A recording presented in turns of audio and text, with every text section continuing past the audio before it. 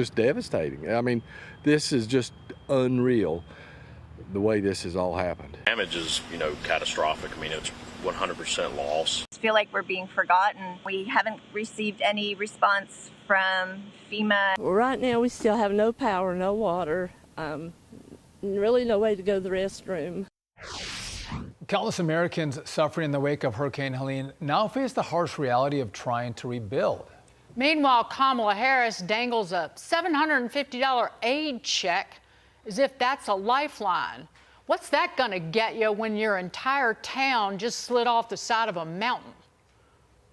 Alongside the bloated inefficiency of this administration's response, it's Americans helping Americans that is making the real difference, like the people, the folks at Samaritan's Purse, with volunteers spread out from North Carolina to Florida and Georgia, delivering supplies and even more. Joining us now is Samaritan's Purse Chief Operating Officer Edward Graham. Edward, good to see you and thank you for being with us. So just talk to us about the work that Samaritan's Purse is doing to bring aid and relief to the people in this damaged area of North Carolina. Yeah, and I appreciate you having me on. I mean, right now we're responding in my hometown of Boone, North Carolina. This is where our international headquarters is, and we're sending about 1,000 volunteers out every day, just here locally, but we're also serving down in near Asheville at the Billy Graham Training Center. We got volunteers, sir. I was just down there today watching the volunteers out and serving.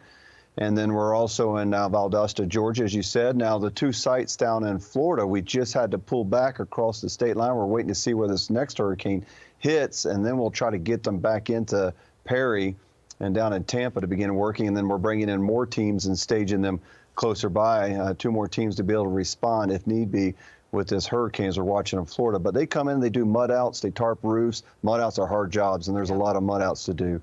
We do debris removal, chainsaw work, and it's all done through volunteers working through the local church. That's how Samaritan's Purse responds. Edward, your grandfather, Billy, was a constant presence in my grandmother's home and in my home growing up. So I feel like you are part of my family, and I understand where your giving and devotion is rooted.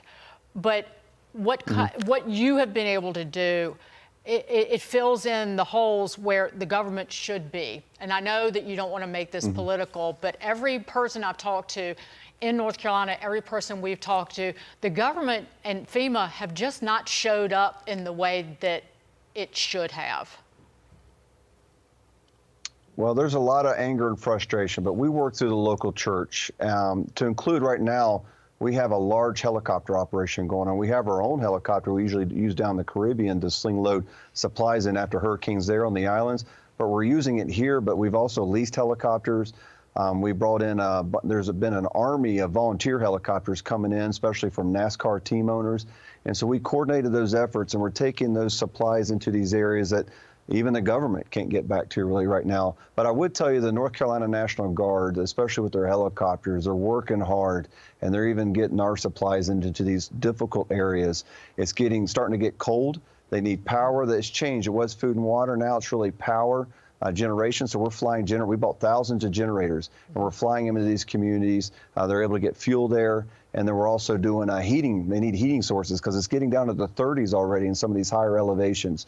And so some of these communities are telling us it'll be about 4 months till they get power. I don't know if that's true, but as you look at it, I can see the challenge that the power companies are going to have. It's complete destruction, especially in these real rural areas. So, Edward, with the resources that you have and the other volunteers, and when FEMA comes in, should they come in, are you able to get people back online? Are they being taken care of? Do you have people still in a really dangerous time of crisis, or is that beyond us? A week and a half after the storm has hit, are people in a far better place? People are safe, or is there still great need out there? People are still at risk right now. Give us the assessment of what you're seeing on the ground. Yeah.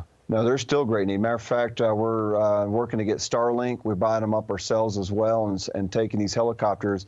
And what we'll do with these churches that we're working with, these rural churches and these volunteer fire departments, they have become the network. This is where everyone's gathering. When we land there in the helicopter, I've been out the last 2 days with their teams delivering supplies. There's about 40 people at each of these Matter of fact, one I went to probably had 120 there. They're all gathered, and we set up Starlinks, and that's the place where they can communicate out, do a medevac if they have to. But it's where they're also putting up other Starlinks further up into the valleys where they can connect, and those are the hubs for communication. We're taking side-by-sides in there to get past these areas with heavier supplies, so these fire departments that lost their equipment, they can get it higher up to where it needs to go. Edward Graham, thanks for being with us, and thanks for all the great work you and Samaritan's Purse does on behalf of the people who are in such dire straits. Thank you. God bless you. God bless Thank you. Appreciate it. everybody.